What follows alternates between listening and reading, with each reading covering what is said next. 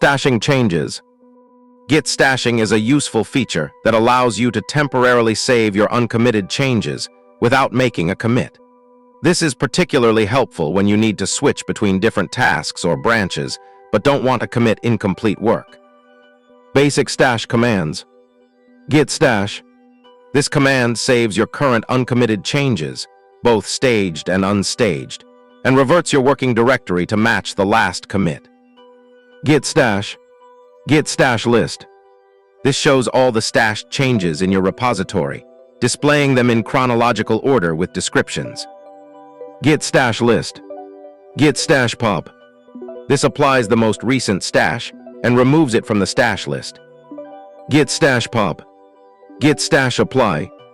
This applies a specific stash without removing it from the stash list, allowing you to apply the same stash multiple times.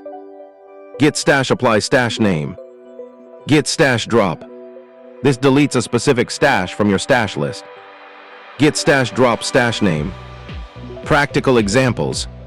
Let's walk through some common scenarios where stashing is useful. Example 1. Switching branches temporarily. You're working on feature branch, but need to check something on main. After fixing the urgent bug, switch back to feature branch. Example 2. Managing multiple tasks. You're working on a feature but need to test something quickly. Make quick changes for testing. Switch back to original work. Example 3. Working with multiple stashes. Create first stash. Make more changes and create second stash. View all stashes. Apply specific stash. Drop a specific stash.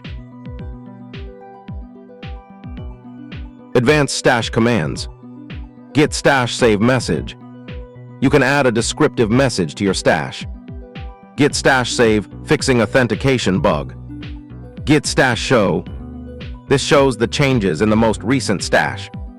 Git stash show. Git stash show p. This shows the full patch of the most recent stash. Git stash show p. Git stash branch name. This creates a new branch from a stash and applies it. Git stash branch new feature stash. Stash with conflicts. When applying stashes, conflicts may occur if the files have been modified in both the stash and the current working directory.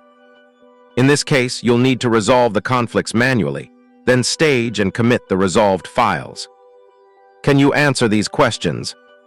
1. What is the main purpose of Git stash, and when would you use it? 2. How does Git stash pop differ from Git stash apply in terms of stash management? 3. What happens to your stash changes if you run Git stash pop multiple times? 4. Can you have multiple stashes at the same time? How do you manage them? 5. What is the difference between Git stash save and just Git stash? 6. Why might you want to use Git stash branch instead of Git stash apply?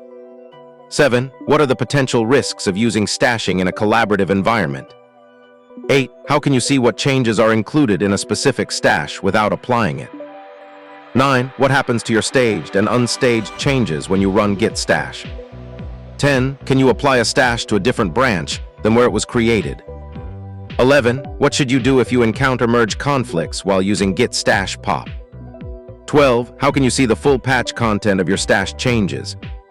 13. What is the benefit of adding descriptive messages when saving stashes?